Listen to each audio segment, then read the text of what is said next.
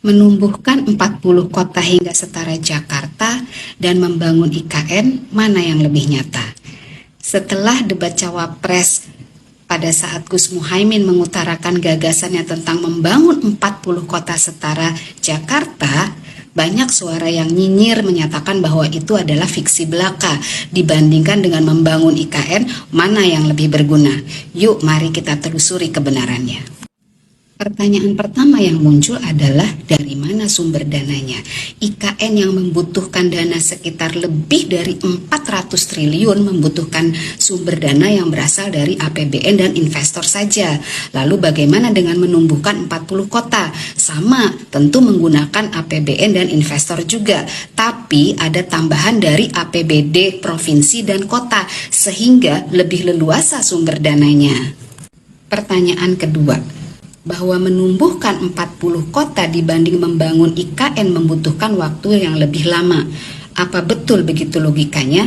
Enggak juga, karena 40 kota yang dipilih sudah ada infrastruktur yang tertata, sudah ada penduduknya, dan akan dilakukan dengan lebih banyak pihak dibanding IKN yang masih merupakan alam terbuka.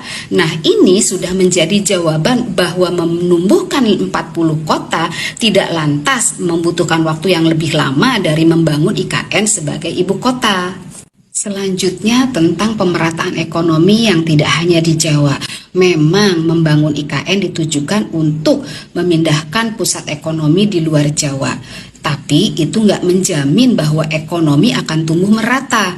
Kita bisa mengambil pembelajaran dari negara Brazil yang sudah memindahkan ibu kotanya, yang faktanya ekonomi merata nggak kunjung jadi realita. Sementara menumbuhkan 40 kota jelas akan menghasilkan ekonomi yang lebih merata dibandingkan dengan memindahkan ibu kota. Terakhir, terkait dengan masalah penduduk. Begini ya, membangun 40 kota jauh lebih nyata. Kenapa? Karena sudah ada penduduknya di sana. Sedangkan IKN, kita harus terlebih dahulu memobilisasi massa untuk menjadikannya sebagai warga. Dan untuk memobilisasi ini jelas kita butuh lagi dana. Sekarang gimana?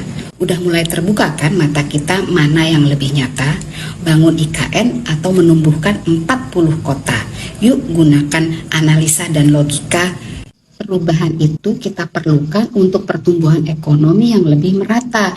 Makanya kita perlu pemimpin yang menggunakan logika dan data. Jadi pilih paslon nomor 1 aja demi tercapainya masyarakat Indonesia yang adil, makmur, dan sentosa. Salam perubahan.